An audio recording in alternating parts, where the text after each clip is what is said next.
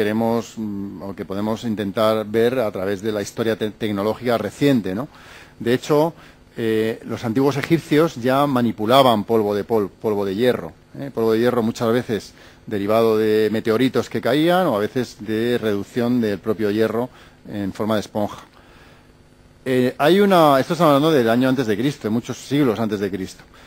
Hay una columna en Delhi, que yo siempre la pongo de ejemplo y que es siempre se pone como antecedente, en muchos libros de metalurgia aparece como antecedente de la forja, se pone de ejemplo como un problema de corrosión, un enigma sobre la corrosión de los materiales, y los que hablamos o trabajamos en pulvimetalurgia lo ponemos como antecedente también de la pulvimetalurgia. Es una columna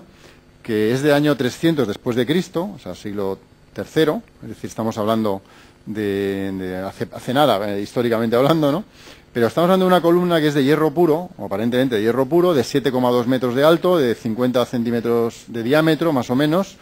muchas toneladas, o sea, imaginaos 50 centímetros por 7 metros de alto, y que es de hierro prácticamente puro, es una columna de color negro, y ha sobrevivido durante todos estos siglos, por eso se pone como ejemplo de corrosión,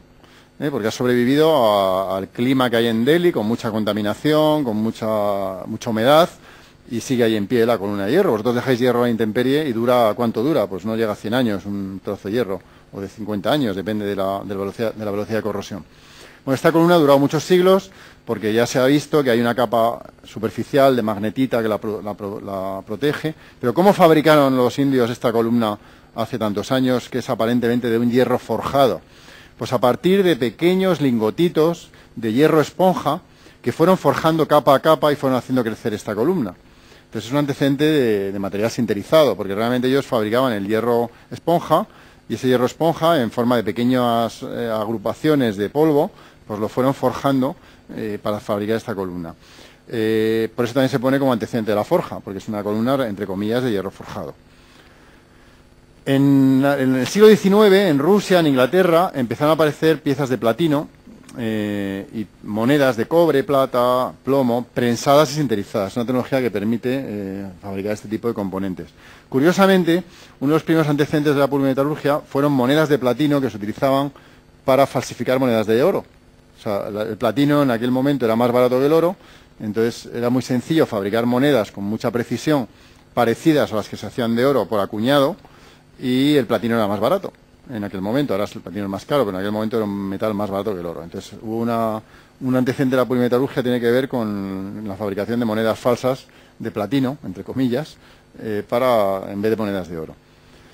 El gran avance importante posiblemente de la pulvimetalurgia ya moderna es la patente que hizo Coolidge para fabricar filamentos de wolframio para bombillas.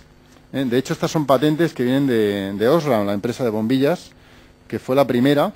que sinterizó wolframio, obtuvo wolframio a partir de un proceso que se llama el proceso Coolidge, que es a partir de óxido de wolframio,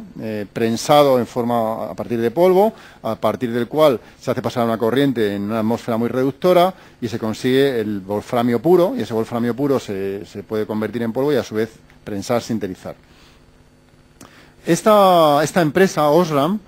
a su vez empezó a trabajar porque este wolframio para filamentos luego había que trefilarlo, había que hacerlo hilo. Entonces el trefilado del wolframio exigía matrices muy duras, de diamante, para poder trefilar el wolframio. Y entonces esta misma empresa, Osram, empezó a desarrollar materiales que fueran muy duros como si fueran diamante. Y dieron lugar a una patente que en el año 29, la patente se vendió a Krupp Vidia, os sonaría el nombre de Vidia porque es el material, el carburo cementado más habitual es la vidia,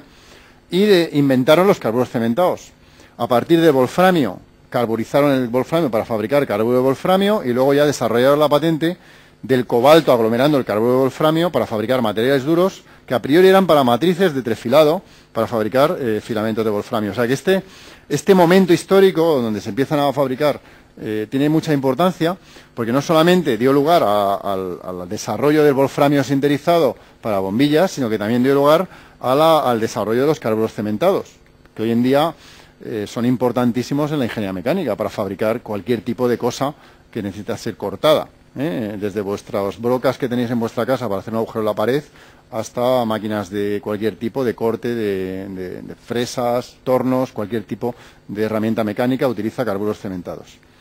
Bueno, pues esto, la patente de Vidia es del año 29, viene de la empresa Osram, que la desarrolló, aunque ya Osram, como se dedica a las bombillas, digamos, vendió esa línea de producto, y hoy en día pues tenemos carburos cementados gracias al desarrollo primero de los filamentos de wolframio. Y en ambos casos hablamos de pulvimetalurgia. En los años 30, poco antes de la Segunda Guerra Mundial, empiezan a plantearse problemas como escasez de materias primas, como escasez de energía,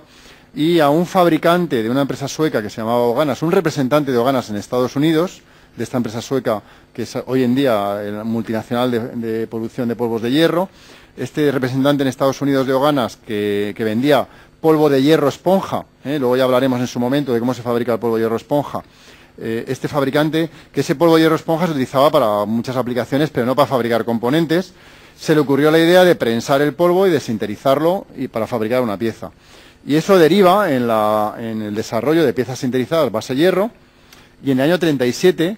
ya General Motors utiliza por primera vez en la historia un piñón para bomba de aceite, que ya veremos luego alguna foto o en algún momento, porque es la pieza más típica sintetizada,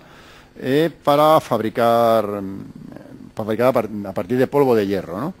Y entonces ahí entra la industria automóvil en juego, y hoy en día en la pulvimetalurgia, entre comillas, barata, la que utiliza componentes de grandes series, la industria automóvil es muy importante porque es el principal consumidor de piezas sintetizadas base hierro.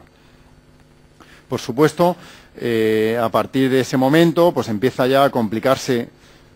Se pasa de materiales y de sistemas muy sencillos, inicialmente solo hierro, luego hierro con carbono, luego hierro cobre-carbono, luego cobre, níquel-carbono. Es decir, se va complicando los sistemas de aleación y al mismo tiempo se van complicando también las formas, se va mejorando la capacidad de densificar el material a través del prensado y de la sintetización hasta llegar al día de hoy, donde hay componentes de mucha complejidad y de muchas prestaciones, como ya veréis en su momento. Bueno, aquí vamos a pasar a la segunda etapa, a la segunda parte de la clase, que es un poco describir cómo es el proceso, en grandes líneas. Vamos a centrarnos en el proceso más sencillo y el que tiene que ver con la fabricación de componentes más baratos, pero a partir de este esquema vamos a complicar luego el proceso hasta